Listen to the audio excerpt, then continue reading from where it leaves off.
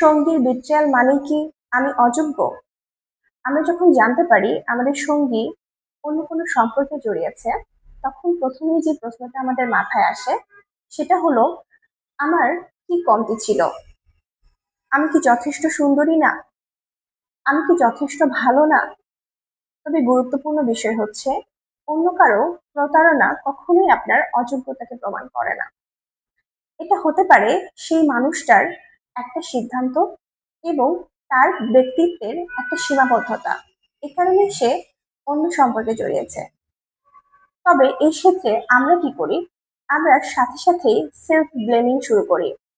কারণ আমাদের ব্রেন যখন সেলফ ব্লেম করে, তখন আমাদের মধ্যে একটা হোপ তৈরি হয় যে হয়তো আমার হাতে কিছু একটা ছিল, যেটা করতে পারলে আমি সম্পর্কটাকে বাঁচাতে পারলাম। তবে সত্য কথা হচ্ছে, আমরা কেউ কারো কোনো আচরণ অথবা লয়ালিটিকে কন্ট্রোল করতে পারি না। আমরা শুধুমাত্র আমাদের আচরণ, আমাদের ডিসিশন এবং আমাদের জীবনটাকে ম্যানেজ করতে পারি। যদি ছোট্ট একটা উদাহরণ দেই, হয়তো আপনার খুব প্রিয় একজন বন্ধু এসে একই রকম সিচুয়েশনে আপনাকে বলল যে আমি হয়তো তার অযোগ্য, তাই সে আমাকে ছেড়ে অন্য সম্পর্কে জড়িয়েছে। এক্ষেত্রে আপনি তাকে কি বলবেন? আপনি নিশ্চয়ই বলবেন যে এখানে তুমি আসলে অযোগ্য না, বরং তুমি প্রতারিত হয়েছ।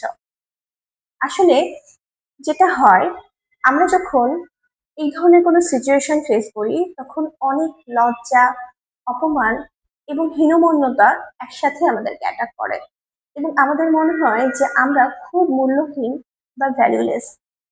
বরং এটা আসলে আসে আমাদের ট্রমার রিয়াকশন হিসেবে। আমরা ট্রমাটাকে খেয়াল করলে বুঝতে পারবো যে সেখান থেকেই মূলত আমাদের এই নেগেটিভ চিন্তাগুলো আসছে। আপনাদের কারো যদি এই ধরনের সিচুয়েশনে অতিরিক্ত নেগেটিভ চিন্তা আসতে থাকে, অনেক বেশি সেলফ ব্লেমিং আসতে থাকে, অথবা ট্রমার রিয়াকশন গুলো যদি খুব ঘন ঘন আসতে থাকে, সেক্ষেত্রে আমি আপনাদেরকে বলবো খুব দ্রুত একজন প্রফেশনালের হেল্প নিতে পারেন। এবং একজন প্রফেশনাল এক্ষেত্রে আপনাকে আপনার সিচুয়েশনটাকে খুব সুন্দরভাবে ম্যানেজ করতে এবং আত্মবিশ্বাস বাড়াতে, সেলফ রেসপেক্ট বাড়াতে আপনাকে হেল্প করবে।